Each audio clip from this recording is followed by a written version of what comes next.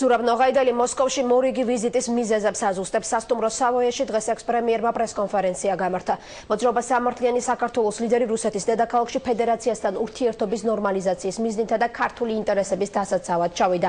ამ წუთებში ნოღაიდელი რუსეთის დუმის წევრებს ხვდება. თემა თბილისი-მოსკოვ შორის საჰარო მიმოსვლის შესაძლო აღდგენა და ქართული პროდუქტების რუსულ ბაზარზე დაბრუნება.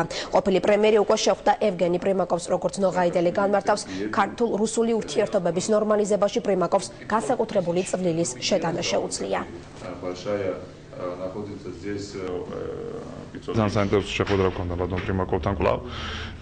ძალიან მნიშვნელოვანი, აი 4-ვე საკითხზე, რომელზეც აქ ვსაუბრობდით, ვისაუბრეთ მასთან კვლავ და ძალიან დიდია მისი როლი ამ საკითხების შესაძლო მოგვარებაში. მე პირდაპირ გითხრათ, რაც შეეხება რაც მართალია შეიძლება სტუმართ მოყოლოდ არ გამომივიდა, მაგრამ საქართველოში არ დამიპატიჟია და ახლა საქართველოში ყოველთვის ამ უახლოესი პერიოდის განმავლობაში, როგორც მე ვიცი, ჩამოსვლას არ აპირებს.